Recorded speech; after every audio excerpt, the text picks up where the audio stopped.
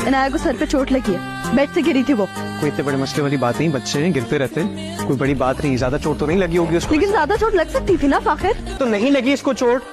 तो माओ का काम यही होता है कि एक छोटी सी सिचुएशन को इतना बड़ा बनाओ, उसके बारे में पूरा दिन खुआर। हाँ मैं माँ हूँ, लेकिन तुम भी तो इसके बाप हो ना फाखिर। तुम क्यों नहीं सोचते इसके बारे में? लेकिन नहीं, तुम तो खुद एक बच्चा बिना फिर रहे हो।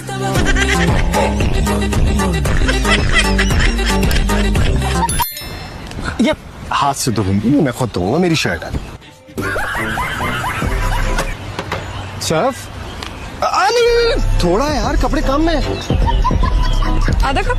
अब मैंने ये भी नहीं कहा कि कपड़े हैं ही नहीं। अच्छे कपड़े धो लेते हो? बिल्कुल। खाना भी बना लेते हो? हाँ, खाना भी बना लेता हूँ मैं।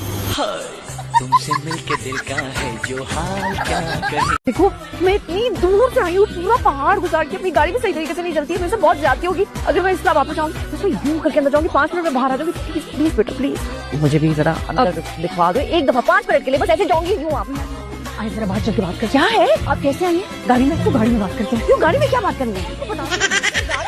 यहाँ जंगल में क्यों? क्योंकि देखिए ना कितनी प्यारी जगह है, ये सब कितना अच्छा लग रहा है। और सुनाए, क्या सुनाऊं कि आप इस तरह यूं अचानक? खैरियत?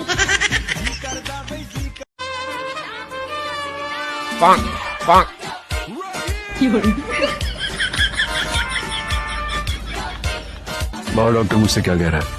कह रहा है तुम्हारे चाचा को होश आ गया, उनसे जाके मिल लो।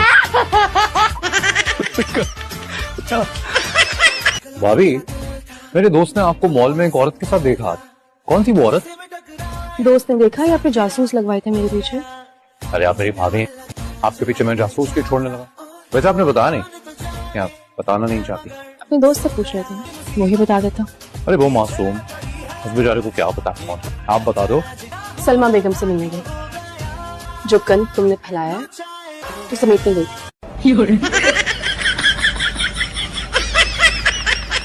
बदर जमान गलत जगह आके खड़े हो गए हो। ये दोनों लुटी पुटी बैठी हुई हैं। वैसे यार तुम्हारे अब्बा भी बड़ी सादगी से चले गए, ना चीज़े पड़े ना स्वयं में बिरयानी हुई। बेटे आपका अब्बा हयात है? जी आंटी अल्हम्दुलिल्लाह। जब वो मरे ना तो उनके स्वयं मेला लगवाना, बिरयानी, कोरमा और मौत के कुएं में साइकिल भी चलाना। अम्मी उसका ये मतलब नहीं था यार। अब मैं आ गया हूँ ना, ईद के बाद धूमधाम से अब्बा की बस। धूमधाम से बेटा क्या नाच गाना करवाएगा?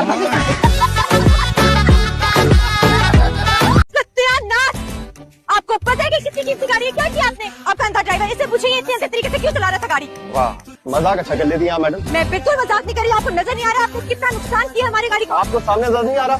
रेड सिग्नल है, यहाँ पे गाड़ी रुकती है, आपने हमारी गाड़ी पीछे से मारी है। ऐसे जब मैं पाकिस्तान से जा रहा था ना, तो लड़के यहाँ पे काफी सेंसिबल हुआ करते हैं, लेकिन अब देख के लगता है कि हालात काफी खराब हो गए। और आके पीछे नहीं, यहाँ फ्रंट पे होती है मैडम। आपने रेड सिग्नल में मेरे पीछे से गाड़ी कैसे मार दी है? हाँ बोल रही है मैडम, रेड सिग्नल पे गाड़ी खड़ी होती है।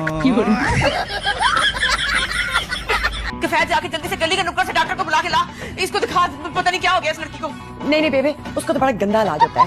तुम्हें सफाइयों की पड़ी हुई है, बच्ची का चेहरा तो देखो, रंग पीला हो रहा है बिल्कुल। चाचा मुझे लगता है इसको ना वो हो गया है, मिर्गी का दौरा पड़ गया। तुम्हें कैसे पता? अम्मी मैंने गूगल पे रिसर्च की थी कि जब इंसान के हाथ पांव टेढ़े मेढ़े होते हैं ना, तो मिर्गी का दौरा होता है। पौ से चुपचाप गुजरने वालों, जाओ तुम्हारी फूफो तुम्हारी सास बने। जिस नाल भी मेरा ब्याह होएगा और पक्का तबाह होएगा। अपनी जानू की शादी में इजी लोड के पैसों की वसूली करता हुआ एक आशिक। सिर्फ 2 ही वजूहात की बिना पर अपने जानू के साथ लॉन्ग ड्राइव पे नहीं जाती। एक, गाड़ी नहीं है, दूसरा जानू भी नहीं है। मैं अपने घर में वो वाली सियानी हूँ जिसे सब कहते हैं तू चुप कर एड्डी तू सियानी।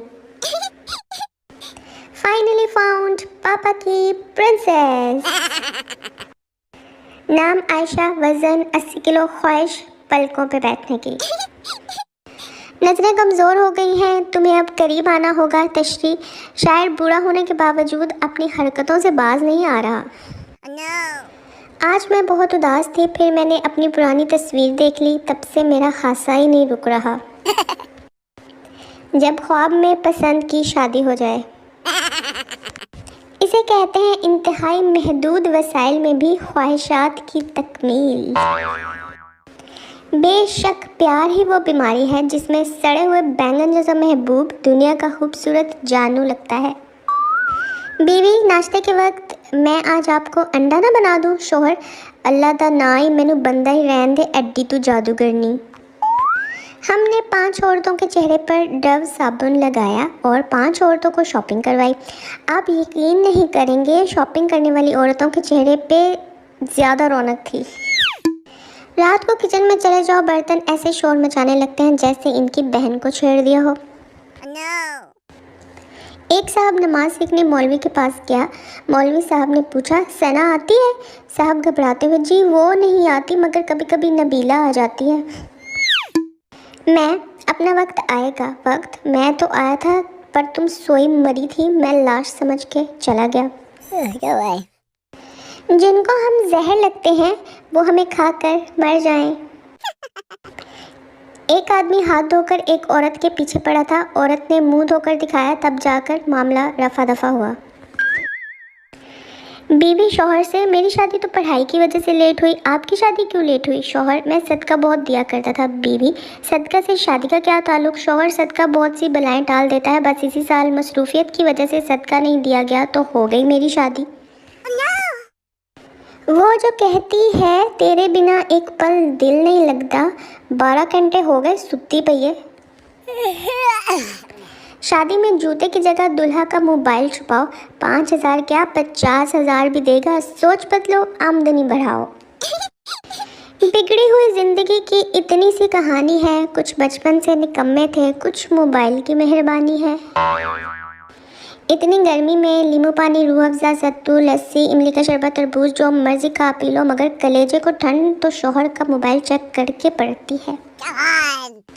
औरत के नज़दीक दुनिया की सबसे हाइजेनिक चीज़ उसका दुपट्टा है। वो धुली हुई प्लेट पर भी एहतियातन अपना दुपट्टा फेर देती है और चम्मच को तो वो अपने अंगूठे से ही साफ और शफाफ कर देती है।